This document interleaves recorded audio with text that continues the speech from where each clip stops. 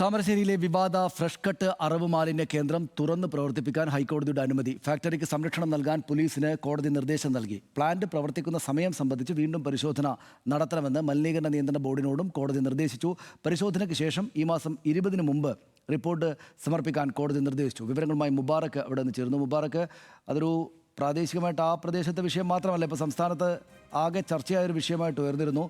ഇത് പൂട്ടാനുള്ള തീരുമാനം P K Firoz അടക്കമുള്ള MLA-മാർ വലിയ സന്തോഷത്തോടെ പങ്കുവെക്കുകയും ചെയ്തിരുന്നു. ഇപ്പോൾ അവിടെ സമരം ആ നിലക്ക് വീണ്ടും ശക്തമാവുകയും മറ്റുമൊക്കെ ചെയ്യില്ലേ? എന്താണ് ഇപ്പോൾ ഉണ്ടായിരിക്കുന്നത്?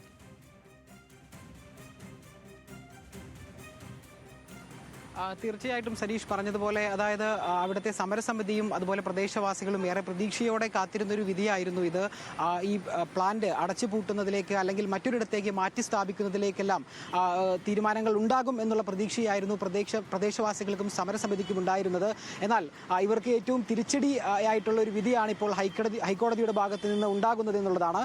കഴിഞ്ഞ ദിവസം, അതായത് ഈ പ്രാദേശിക ഭരണകൂടത്തിൻ്റെയും അതുപോലെ തന്നെ മലിനീകരണ നിയന്ത്രണ ബോർഡിൻ്റെയും ഉത്തരവ് പ്രകാരം ഈ പ്ലാന്റ് ആദ്യം അടച്ചുപൂട്ടുന്ന ഒരു സാഹചര്യത്തിലേക്ക് പോയിരുന്നു.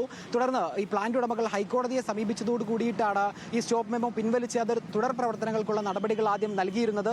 എന്നാൽ അതിനോടൊപ്പം തന്നെ ഹൈക്കോടതി അതായത് തഹസിൽദാരുടെയും അതുപോലെ തന്നെ ഈ മലിനീകരണ നിയന്ത്രണ ബോർഡ് ഉദ്യോഗസ്ഥർ, അതുപോലെ ഈ റവന്യൂ ഉദ്യോഗസ്ഥരുടെ എല്ലാം നേതൃത്വത്തിൽ ഒരു സംയുക്ത പരിശോധന ഈ പ്ലാന്റിൽ നടത്തണമെന്ന് അഭ്യർത്ഥിച്ചിരുന്നു. അവർ കഴിഞ്ഞ ദിവസങ്ങളിൽ പ്ലാന്റിലെത്തുകയും അതിൻ്റെ പരിസരത്താകെ ഈ പുഴയിലെ അടക്കം വെള്ളം ശേഖരിക്കുകയും പ്രാദേശികമായിട്ടുള്ള ഈ സമരക്കാരോടക്കം വിശദീകരണം തേടുകയും അവരുടെ അഭിപ്രായങ്ങൾ തേടുകയും ചെയ്തിരുന്നു. ഇതിൻ്റെ അടിസ്ഥാനത്തിൽ കഴിഞ്ഞ ദിവസം ഒരു റിപ്പോർട്ട് കളക്ടർക്ക് സമർപ്പിക്കുകയും അതിനുശേഷം ഈ റിപ്പോർട്ട് വിശദമായി തന്നെ അവർ പഠിച്ചതിന് ശേഷം ഹൈക്കോടതിക്ക് കൈമാറുകയുമായിരുന്നു. ഇപ്പോൾ അതിൻ്റെ അടിസ്ഥാനത്തിലാണ് ഇപ്പോൾ ഹൈക്കോടതിയുടെ ഭാഗത്ത് നിന്ന് ഒരു വിധി ഉണ്ടായിരിക്കുന്നത്. ഈ വിധിയിൽ പറയുന്ന പ്രധാനപ്പെട്ട കാര്യം, ഫാക്ടറി തുറന്ന് പ്രവർത്തിക്കാൻ ഹൈക്കോടതി അനുമതി നൽകിയിരിക്കുന്നു എന്നുള്ളതാണ്. കൂടാതെ തന്നെ ഈ പ്രവർത്തനത്തിന് ആവശ്യമായിട്ടുള്ള പോലീസ് സംരക്ഷണം ഇപ്പോൾ നൽകണമെന്നും ഹൈക്കോടതിയുടെ ഭാഗത്ത് നിന്ന് നിർദ്ദേശം നൽകിയിട്ടുണ്ട്.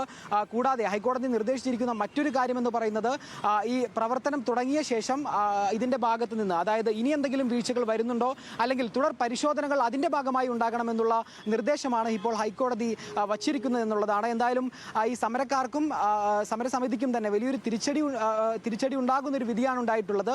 ഇനി തുടർ നടപടികൾ ഇപ്പോൾ ഒന്നുകിൽ ഇനി ഹൈക്കോടതിയിൽ നിന്ന് ഈ വിധി ഉണ്ടായതിനെ തുടർന്ന് മേൽക്കോടതിയെ സമീപിക്കുക എന്നുള്ളതാണ് ഈ സമരക്കാരുടെ ഇനിയൊരു മുൻപോട്ടുള്ള അവർക്കൊരു രീതി. അല്ലെങ്കിൽ തന്നെ ഇനി സമീപത്ത് വലിയ പ്രതിഷേധങ്ങളും സമരവും തന്നെ തുടരാൻ തന്നെയായിരിക്കും ഈ സമരക്കാരുടെ തീരുമാനം.